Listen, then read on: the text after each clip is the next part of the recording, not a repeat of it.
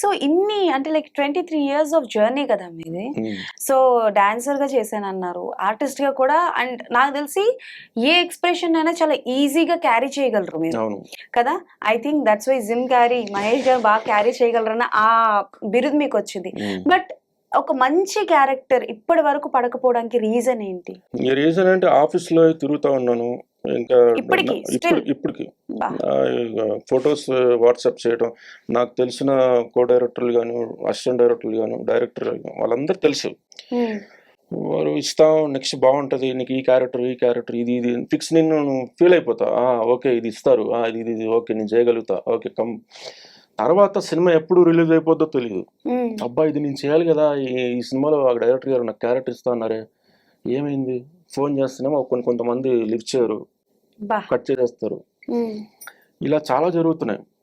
కొంతమంది తొక్కుతున్నారు కూడా. అసలు మన పటాస్ తర్వాత సుప్రీంలో క్యారెక్టర్ చూసాను. అందులో షార్ట్ స్మాల్ క్యారెక్టర్, యాక్చువల్ పెద్దదే క్యారెక్టర్ అది. రాజస్థాన్ లో 1 week షూట్ చేసాం. ఓకే. మన ఎవరు విలన్, మన రేస్ గుర్రంలో విలన్ ఉన్నారు కదా, మొత్తాలి శివారెడ్డి. అవును, మొత్తాలి శివారెడ్డి ఆ క్యారెక్టర్ చేసిన అతను. ఆయన పక్కన నేను ఇదే role, Jim Carrey expression role. నాకు ఒక లవర్ ఉంటుంది. అంటే ఆయన సిచ్యువేషన్ లో ఎట్లా అంటే, ఒక సీరియస్ గా ఆయన కోపం వస్తున్నప్పుడల్లా మేము ఎదురవుతూ ఉంటాం అనమాట. నేను ఆ అమ్మాయి ఒక కోకోనట్ ఇది ఉంటది కదా, కొబ్బరి బొండ, ఈ స్టా పెట్టుకొని ఆ అమ్మాయి తాగుతుంటే నేను ఆ అమ్మాయి మూతలో పెట్టి స్టా పెట్టి తాగుతుంటూ ఉంటా. అలా కొన్ని సిచ్యువేషన్లు ఎదురవుతూ ఉంటాను అనమాట. ఆయన రే మెంటల్ ప్రెసిడెంట్ మీరేంటారు ఇక్కడ కాదరా మీరు ఇవన్నీ చేసుకోవాల్సింది, పార్కులో రా, నా ముందేంటరా, నాకు అసలే బీపీలో ఉన్న గన్ పెట్టి పేల్చి పడతాను, ఇది క్యారెక్టర్. సో అక్కడ 1 week చేసాం. 1 week చేసిన తర్వాత మళ్ళీ ఇక్కడ 1 day ప్యాచ్ వర్క్ పెట్టారు షూట్. అక్కడి నుంచి కాల్ వచ్చింది, డబ్బింగ్ చెప్పాలి, రామనాథ్ స్టూడియోకి వచ్చేసాను. ఓకే వస్తానని చెప్పి వెళ్ళాను. ఇక్కడ 1 day ప్యాచ్ అనేది స్క్రీన్ మీద ఓపెన్ చేశారు. దీనికి డబ్బింగ్ చెప్పేసారు, పిచ్చి పిచ్చి డైలాగ్, ఒక డైలాగ్ ఉంది. అది చేసిన తర్వాత ఓకే నెక్స్ట్ అంటే ఇంకా వచ్చేసాయి జిమ్ క్యారీ, నెక్స్ట్ లేదు ఇంకా అన్నారు. అదేంటన్నా రాజస్థాన్లో చేశాను కదా, ఆ ఎపిసోడ్ అంతా ఏమైంది అన్నట్టు అదన్నీ కొంచెం తీసేసారు, లాగైందని. ఇది ఒక్కటే పెట్టారు ఈరోజు ప్యాచ్ వర్క్ అంటే, ఇది ఒక్కటే ఉంది ఈరోజు హైదరాబాద్ జరిగిన ప్యాచ్ వర్క్ ఒకటే ఉందన్నాడు. ఒక్కటే. ఇక నాకు అక్కడ కూడా ఏడుపు తక్కువ. దాని తర్వాత Raja the great Anil sir 7 acres కి పిలిపించారు. డార్జిలింగ్ ఉంది కదా అవుట్డోర్, డార్జిలింగ్ లో షెడ్యూల్లో అక్కడ క్యారెక్టర్ క్రియేట్ చేశారు, పోలీస్ క్యారెక్టర్. మంచిగా నా వరకు కాస్ట్యూమ్ అన్ని మెజర్మెంట్ అన్ని అయిపోయినాయి.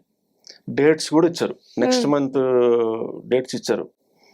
తర్వాత ఇంకా టైం వస్తుంది, దగ్గర పడుతుంది, అక్కడి నుంచి కాల్స్ ఏం రావట్లేదు, ఏంటబ్బా అని చూసుకుని ఒక్కసారి మేనేజర్ గారు కాల్ చేశారు. ఇంకా 2 days వెళ్తామన్నాగా, సార్ మనం ఏంటి సార్ అక్కడి నుంచి ఏం కాల్స్ రాలేదు, మరి ఎలాగా అంటే, జిమ్ క్యారీ సారీ అంటే ఈ క్యారెక్టర్ నేను రిజెక్ట్ చేశారు, అంటే సూట్ఫుల్ అంటే హైట్ ఫిజిక్ కావాలి అంటే, హీరోయిన్ అక్కడ ఉందని తెలుసుకుని అక్కడి నుంచి తీసుకురావడం కోసం వెళ్ళే క్యారెక్టర్ పోలీసులు 3 members పోలీసు వాళ్ళు ఉంటారు. ఆ 3 పోలీసుల్లో నేను ఒక పోలీసు అనమాట. అది జిమ్ క్యారీ, అదే సేమ్. అక్కడ కామెడీ పండదో మరి ఏమనుకున్నారో తెలీదు, సీరియస్ గా ఉండాలి అని అనుకున్నారో ఏమో తెలియదు, అక్కడి నుంచి తీసేసి వేరే వాళ్ళని పెట్టారు. చాలా చూసారు అయితే. అది దాని తర్వాత సరిలేరు నీకెవరు ట్రై చేశా, అక్కడ రాకపోవడం. బాలయ్య బాబు గారు నా సినిమాకి కూడా భగవత్ కేసరి అన్ని ట్రై చేసుకుంటూ మళ్ళీ ఇప్పుడు అప్కమింగ్ వెంకటేష్ గారు వెయిటింగ్, అందులో ఏమన్నా వస్తారేమో చూడాలి. ఫస్ట్ ఒక మంచి అవకాశం ఇచ్చింది అనిల్ రావిపూడి గారు, మంచి. బట్ కళ్యాణ్ రామ్ గారికి చెప్పాలి కదా, కళ్యాణ్ రామ్ గారు కూడా కాదు, మన శ్రీనివాస్ గారికి థ్యాంక్స్ చెప్పాలి.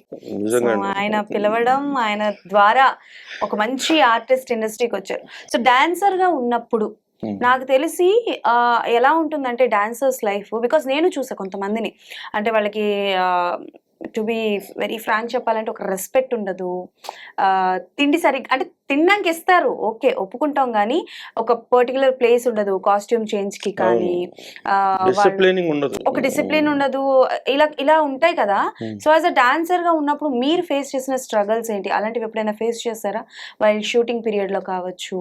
తక్కువ ఏం అంటే తక్కువ ఏం చూడరులే కానీ, కాకపోతే గ్రూప్ పెద్దది, ఒక 50 మంది, 100 మంది, 200 మంది, 400 మంది అన్నప్పుడు కొంచెం స్ట్రగుల్ పడాల్సిందే ఖచ్చితంగా. అంటే అంతమందికి చేరలేయాలంటే కష్టం. ఇప్పుడు ప్రొడ్యూసర్ గారు కూడా ఆ ప్రొడక్షన్, ఏ ప్రొడక్షన్ అయినా సరే ఇంతమందికి ఫుడ్ పెట్టడమే ఎక్కువ.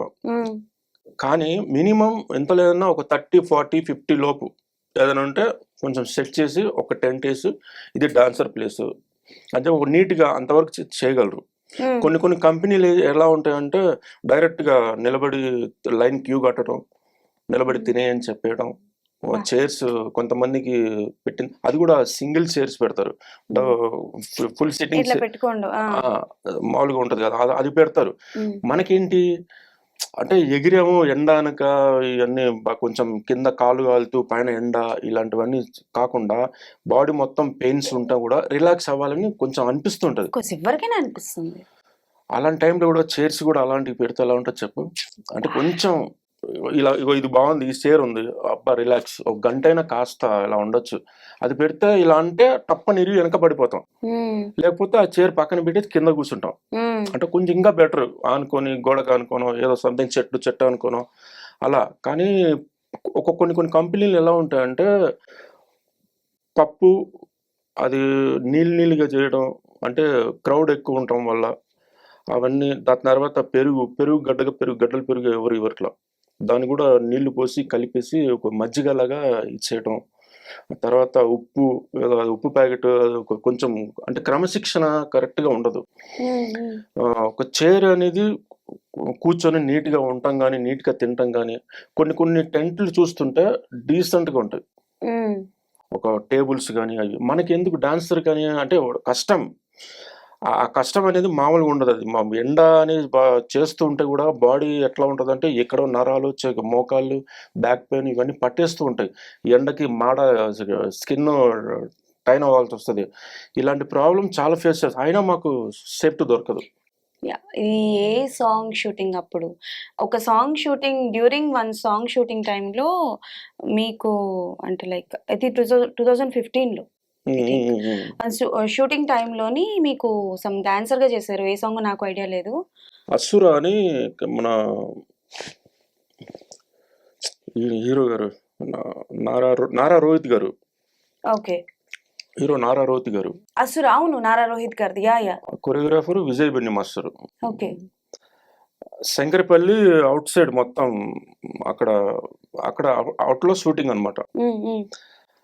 అంటే బేర్ బాడీ అని నాకు ఏమని చెప్పలేదు, షూటింగ్ స్పాట్కి వెళ్ళేదాకా బేర్ బాడీ అని చెప్పలా, సడన్ గా చెప్పేశారు బేర్ బాడీ ఇది ఇలా ఆయిల్ పూసుకోవాలి, ఇలా కట్టేసి పెయింట్ వేయాలి బేర్ బాడీ మీద అనేసరికి నాకు అసలే బేసిక్గా నాకు ఎండ అంటే పడదు.